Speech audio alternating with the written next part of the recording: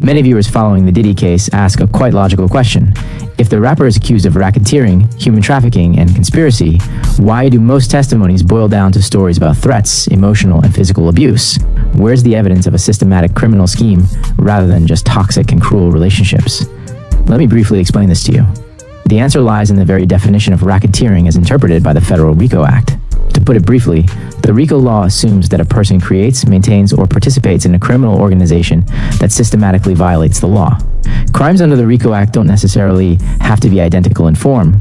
It's important that they fit into a general system of pressure, control, and profit extraction carried out through intimidation, blackmail, or exploitation. So when the indictment mentions human trafficking or sexual exploitation, it doesn't necessarily mean we're talking about classic pimping activity as we usually imagine it.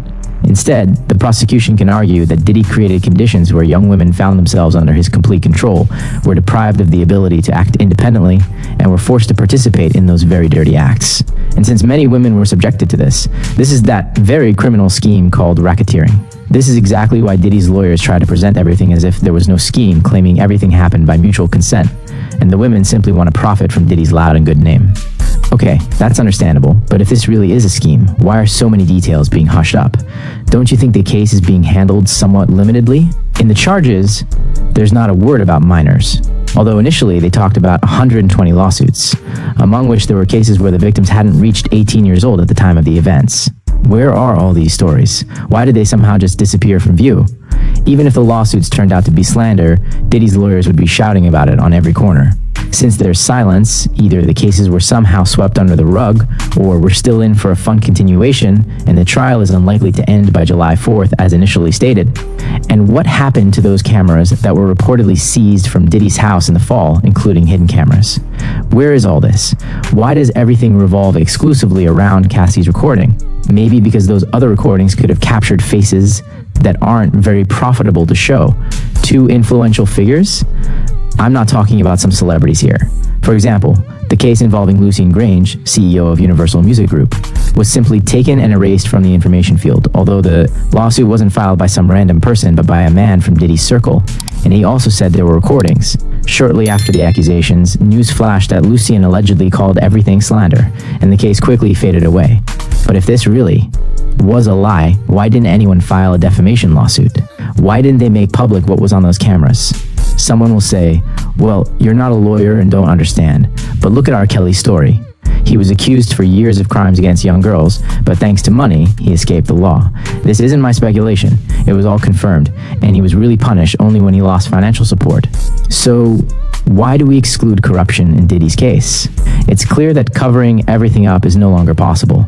There's too much publicity, and therefore now they want to punish him formally, for show, so that society gets a sense of justice. That is, they'll punish him for what's already impossible to deny: Cassie's recordings, her testimony, and testimonies of other girls. I already told you about Grange in my other video. Watch it if you haven't seen it. I conducted a whole investigation there. Meanwhile, everything looks like we're observing some tip of the iceberg, carefully filtered for the public. Guys, just remember what the scale of this whole story was initially, and what we see now in court. This raises questions at minimum. I certainly don't devalue the witness's words in any way, but the scale of what was happening in reality seems to have been much deeper, and as a result, we got some circus-like show instead of a full exposure of the entire scheme. To me, as someone who's been in this topic for over a year, all this seems like hypocrisy, and it's even become boring to watch because we won't learn the truth anyway. But we're all adults here, and it's clear that power and money rule, and there won't be real justice. Do you really believe that the found recordings contain only Cassie? Oh guys, lately I've been physically nauseated by all these news stories. I scroll through the feed and think, can we live at least one day without another trash story? In my previous videos, I already told you in detail about the testimonies of other witnesses and alleged victims. Today, let's continue. And first of all, I'd like to listen to the words of Diddy's former girlfriend, Jane Doe. This is an anonymous name since the girl's identity isn't disclosed. It's known that the couple was in a relationship from 2021 until Diddy's arrest.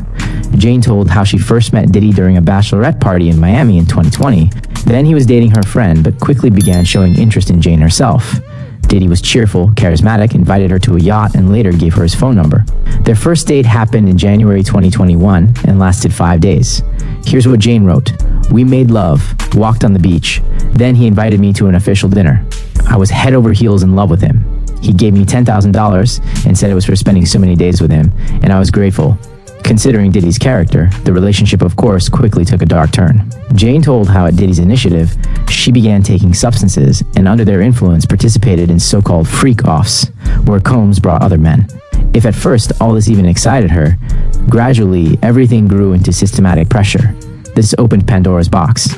Then it happened constantly for 20 to 30 hours. I told him I didn't want to participate anymore. In writing, orally, many times, here's what Jane wrote to Combs in September 2023. I no longer want to play this role in your life. It's disgusting and I feel disgusted with myself. I don't want to feel obligated to participate in these events with you out of fear of being left without a roof over my head. I don't want to feel this way anymore. She told Combs she didn't want to feel obligated to participate in these events out of fear of being left without a roof over her head, meaning that he paid her rent. But according to Jane, Diddy didn't react to this somehow and instead promised they would have a real trip to New York with dinners and shopping. But as you can guess, he again organized that very hotel night with men. Perhaps one of the most difficult moments in the testimony was Jane's reaction to the lawsuit filed by Cassie in November 2023. I was reading and it seemed like a nightmare to me. I sympathized greatly with this and couldn't believe it because I was reading my own story. It would seem that now Diddy's legal problems had begun. She could basically break up with him and not get involved in this anymore. But it wasn't so simple. 2 days later, Diddy called her, and in this conversation, a recording of which was presented to the court, Diddy began asking her for support. Later that same day, a second call was played where Jane sounded subdued and depressed, while Combs confidently repeated, I really need your support right now, and you don't need to worry about anything else. According to Jane, she perceived the last phrase as a hint about the rent payment he had previously used as a lever of pressure. Also, in one of the conversations when Jane mentioned her traumatic perception of those hotel nights, Diddy replied, actually, those were just kinky things that I thought we both enjoyed. That is, he tried to reduce everything to supposedly mutual consent. However, Jane herself emphasizes that participation in these acts was the result of pressure, dependency, and suppressed state. Well, basically the same as with Cassie. And did you notice that he didn't start explaining himself or apologizing somehow? He just called and asked for her support, hinting that if they pay for her housing, she should be nearby and just stay silent. And here, of course, you immediately want to ask, how many more are there like this with whom this worked? On December 7th, Jane, seeing some Instagram post, wrote to Diddy, this is so similar to those nights when I felt suppressed. Please stop using women for your fetishes and leave alone women who don't want to participate in these nights with you. Hire and stop emotionally crippling women who love you. But Diddy perceived this as lies and manipulation. He got angry and accused her of recording their conversations and wanting to set him up. But the girl stated that she actually wasn't going to sue him at all. And imagine, after all this, in 2024, Jane and Diddy resumed their relationship again. That is, this was already during the period when he was wanted. At the moment of resuming the relationship, everything looked beautiful. Romantic meetings, trips, joint dinners. But of course, soon, everything returned to square one. Diddy again began inviting other men into their life and then generally moved to open violence. That is, he literally decided to go wild before being arrested. In June 2024, Diddy attacked Jane after a quarrel due to jealousy. He began showing aggression, first verbal, then physical. The girl told how he broke down the door, attacked her, strangled her, dragged her by the hair, and insulted her. That is literally the same picture we observed in that video with Cassie. Jane tried to hide and run away, but he continued pursuing her around the house. Later, the jury was shown a video where bruises were visible on her face, and Jane herself admitted that she continued communicating with him for some time even after this episode. The last time they saw each other was in August 2024, that is, literally a month before the arrest. Even after this, Diddy continued paying her rent and lawyer services. She admitted feeling dependency and obligation to him, although she understood she was acting out of fear. Eventually, she stopped contact and confirmed in court that she hadn't filed and wasn't going to file a lawsuit against him. Here's what she said at the end of the interrogation. I just pray that he continues to recover. I pray that he finds peace.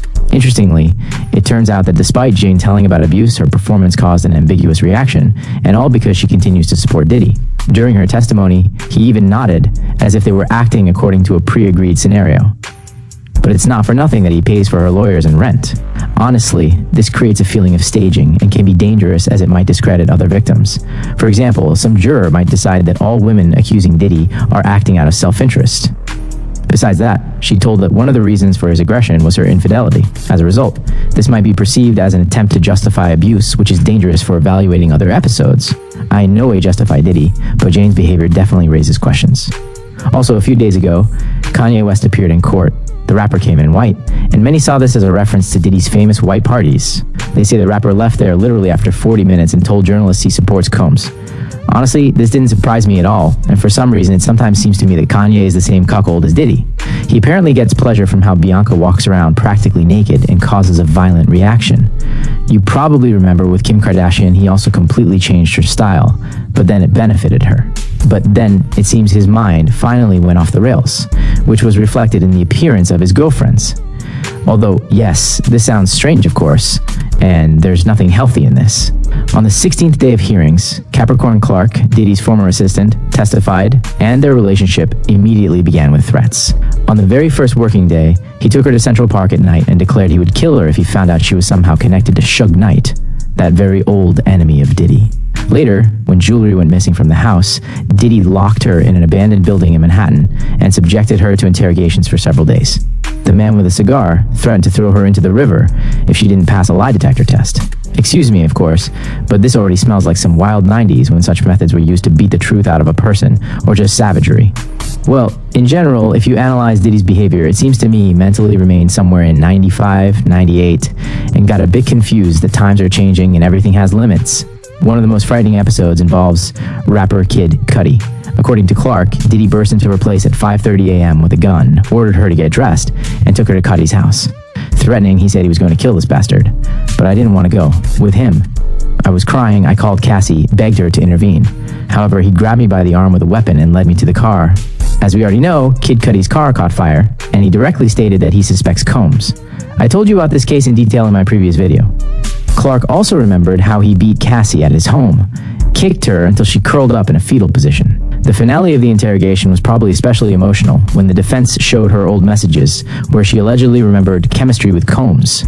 Clark cried, "The thing is, I have a child with autism. I wanted to get my life back. I learned a lot from him, but the price is my whole life." That is, it turns out she was very financially dependent on Diddy and literally endured all this to receive a salary and somehow help her son. Another witness, Brianna Bongalon, a designer and Cassie's friend, stated that in September 2016, Diddy hung her over the balcony of the 17th floor for about 10 to 15 seconds.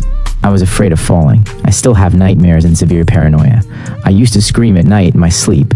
Now it's let go of me a bit, but I'm still afraid. The girl told us she woke up that day from loud knocks on the door, and Combs burst into the apartment with some crazy eyes. I had either smoked coke or was about to do it when he approached. He grabbed me from behind, lifted me up, and put me on the railing, shouting, "Do you know what the fuck you did?" I replied, "I don't know what the fuck I did." And then he threw me onto the furniture. The jury was shown photos of bruises on her leg, as well as footage where she's wearing a neck brace. She also stated that at one of the photo shoots, Diddy approached her closely and whispered that he was the devil who could kill her. God, what a strange and sick person. She also told us she regularly witnessed Diddy's abuse toward Cassie. Once he just threw a knife at her during a quarrel. He was like a volcano that explodes without warning. Everything was held together by fear.